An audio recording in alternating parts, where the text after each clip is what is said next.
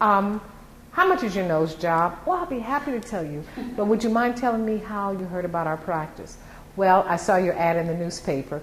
Well, is this something you've been considering for a long time? Yes, it is something I've been considering for a long time. But what is the fee? Now, what are you going to do with someone like that? I recommend that you come in for a consultation and then we can tell, look, I just need to know what the fee is. You give them the range. Okay. Yes, okay. So with those individuals, you have to give them some range. And you need to have range. And you only need to have range for the basics. You know, if it's face, blephs, upper, lower, forehead, lift. And again, you don't know. And see, this is the other thing that I always will say. They will say that they need something with their eyes when a forehead lift might do the job better and accomplish more goals. So you do fudge when you're talking anything that has to do with the face. Nicole said something about they say they want a breast star when really all they need is a lift. And so again, it's difficult for you to diagnose without seeing them. And I think that this is something you can also say. You know, it is difficult for me to give you a real range. And what I will say, though, if they just really get ridiculous on me, I'll say, well, it could be anywhere, anything from $3,500 to $10,000. Wow, why is it so much? Because we can't see you over the phone. But I can reassure you that when you come in, that we can give you a very specific.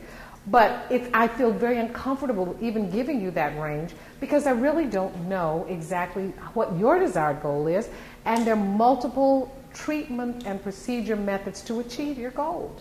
So why don't you come in and make an appointment and come in? So, but again, if you develop a relationship with them, for those who have not scheduled because of special needs, they need to talk to the husband, a significant other. They need to find out if they can be off that length of time. They need to find out if their mother or grandmother or a friend can take care of their kids if they need to, or get someone to be their caretaker. You want to make an appointment to call. Remember, make an appointment to call. Call within 3 to 5 days. What I like to say when I'm talking to those individuals, I'll say something like, you know, Nancy, I can appreciate that you're really interested in having this procedure done. And you just need to be assured that this is going to be right for you. May I make a recommendation? I have all these papers and things that I'm going to give you, and I can imagine that you must be a little bit overwhelmed with all of this information. What I'd like to do is I'm going to recommend you take it all home with you. Do not read it tonight. Just let it kind of go through you. And then maybe within the next day or so, review everything. See if you have any additional questions. Check with whomever you need to confirm that they're going to be there to back you up if need be. Then can I call you? I'd like to call you in 2 to 3 days. And then we can discuss how we can move forward to the next step. That'll give you enough time to kind of digest all of the information that you have received here today.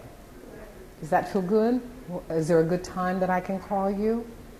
Okay, I'm going to put this down in my book. And I'm going to actually give you an appointment card just to remind you that's the time I'm going to call. I love it when they pull out their PDAs and start putting it down in there, because that's real. See, that means it's real. PDAs or up there, a little book or whatever. But you notice I dropped my voice a little. I slow down because the individual needs to believe that I care about them. And I do. Copy in the file. They more than likely will go on and schedule that day, but if they don't, then you make your appointment to call them as a follow-up right here on this calendar so that they have their follow-up date. Now remember, your drop dead is May 15th, and we only have a few surgery dates still open here, so you're going to have to work. So I would like to be able to call you within the next 3 or 4 days. Is that good? So they go in to meet with the doctor. He or she tells them everything that you all know that they say. Then they come back out and they do one of two things. They either say, oh, the doctor will end with, are there any questions that I can answer for you? And they say. Then the patient care coordinator comes in, well, how long is my healing going to take? When can I go back to work? And you know that the doctor has already answered those questions. Huh? How many has he done? Yes. Oh, that's an excellent one. I love that. I say, you know, I can't even tell you.